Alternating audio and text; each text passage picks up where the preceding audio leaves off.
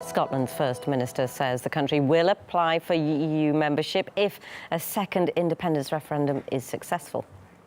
I do believe it's right for Scotland to remain within that European family of nations, not instead of trading across the UK. I cannot simply pretend that I don't have real fears that Theresa May will not get a good deal. She may get a bad deal or no deal, and that even a good deal will be significantly worse than membership of the single market.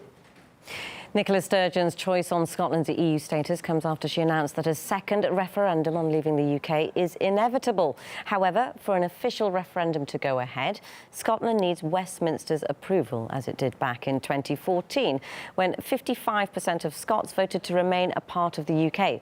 But British Prime Minister Theresa May could delay any vote, stating that now is not the time for another referendum, with the UK about to trigger the Brexit process. Nevertheless, Sturgeon sounds quite sure that the referendum will eventually happen.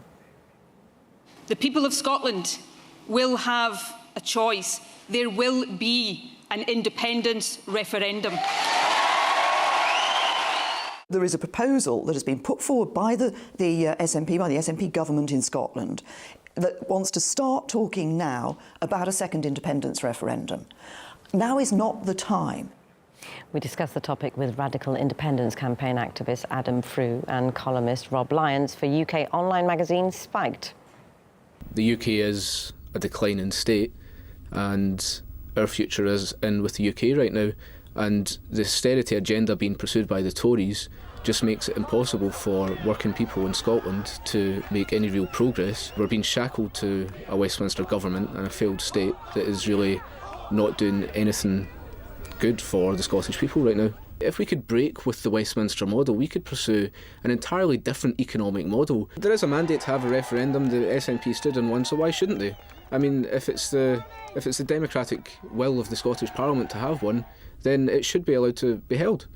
In 2014, the Scottish people had a chance to vote on being part of the UK, and they voted to stay in the UK, and that means accepting all the decisions made by UK-wide votes. We shouldn't keep coming back to the people every few years and saying, try again until you get it right.